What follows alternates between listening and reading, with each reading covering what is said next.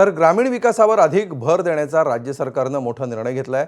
ग्रामविकास सार्वजनिक बांधकाम अंतर्गत येणाऱ्या विकास कामांसाठी कर्ज घेण्यास मंत्रिमंडळ बैठकीत मंजुरी देण्यात आली आहे। ग्रामविकास खात्यासाठी 4229 कोटी तर सार्वजनिक बांधकाम खात्यासाठी 1000 दशलक्ष डॉलर कर्ज घेण्यास मंजुरी देण्यात आली आहे। राज्य सरकारचा ग्रामीण भागाच्या विकासावर भर देण्यासाठी हा निर्णय घेतल्याचं सांगितलं जात आहे।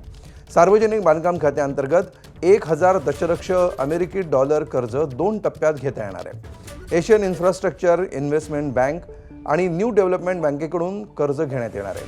सूत्रांनी या संदर्भात माहिती दिली आहे।